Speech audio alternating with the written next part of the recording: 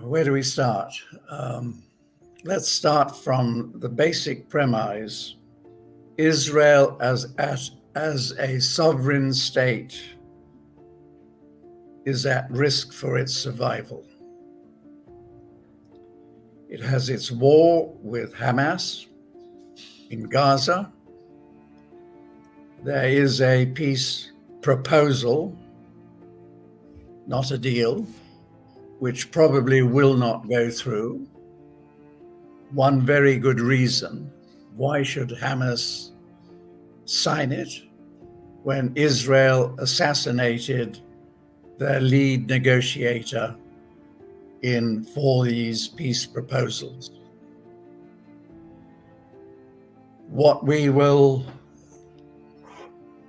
most likely see is, again, as Israel is fighting for its survival, we will probably see within a month or two a blitz, Israel blitzing Lebanon and Syria in their attempt to destroy Hezbollah. That has been made worse by the fact that the government of Lebanon has now brought Hezbollah into its government military. So it's not just a war against Hezbollah, but a war against the government of Lebanon. If they are intent, which they are, of destroying Hezbollah, then they must also attack Syria. The risk then is that an attack, a serious attack, not just the odd one, but a serious attack on Syria will bring Iran and Russia into the equation. Then if we look at what's going on in Iran, Israel assassinated Hamas's leading negotiator, only a few hundred meters from the presidential palace in Tehran. The fact that Iran has not yet retaliated is not a sign of weakness. It's a sign of prudence as Iran makes full preparations for any attack that Israel, stroke America, stroke the UK, may deem necessary. Preparations have included mining the Straits of Hormuz with explosives. So it's just the touch of a switch can shut the straits down. Iran is receiving regular plane loads and ship loads of sophisticated electronic and military equipment, including S-400s. There, from what we hear, Iran has made it clear to America that should there be an attack on Iran, that Iran will attack all of America's military bases in the Gulf. The question is, when and how will Iran retaliate? Is probably going to be coordinated by Putin in Moscow. Because Putin is going to retaliate against Ukraine / NATO for their invasion of Russian territory in the Kursk Oblast. is proven that the troops that entered include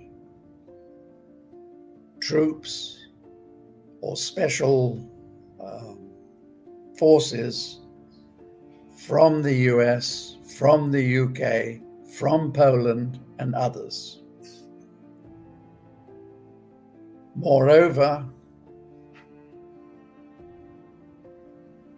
the Ukrainian invasion included military equipment and tanks, etc., from NATO countries. And obviously, from American, by the use of American satellite imagery.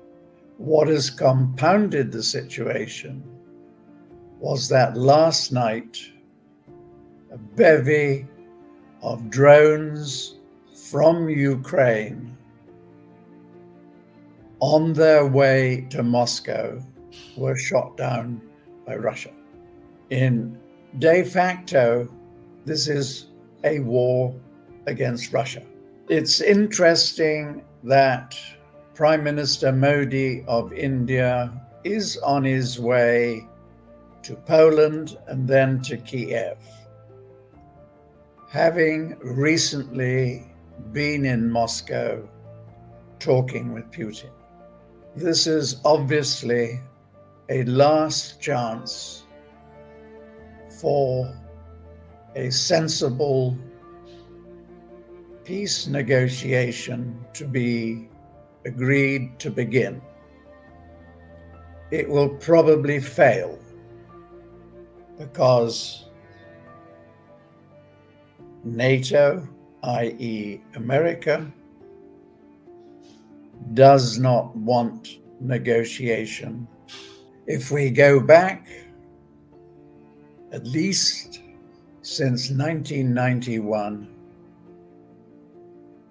Washington has been planning to dismember Russia to gain control of its natural resources, which are huge. And if you go back in history, there was the famous Halford Mackinder's quote in 1904, "He who controls the heartland, which is Central Asia, controls the world." So I think it's very likely that before the end of September, we are going to see a real escalation of war between NATO, i.e. America, and Russia, which comes into the political situation in America. Because whether you call them the deep state or the neocons or the money that is behind them who really control the shots, the last thing they want to see is Trump winning the election. Because should Trump win the election, then all their decades of planning will be defeated. Either by hook or by crook, the neocons will remain in office, either because they somehow win an election, or else because an election won't take place because there is a war. And if what I read somewhere today, the rumor is true, that by the end of the Democrat convention, Biden will resign for health reasons, and thus Harris becomes president. Which makes, if that does happen, and it's just a rumor I happen to read, but I've been thinking about it for some time, war will occur at a time when America's economy is in recession, when Europe's economy, having had a very modest recovery, is sinking back into recession,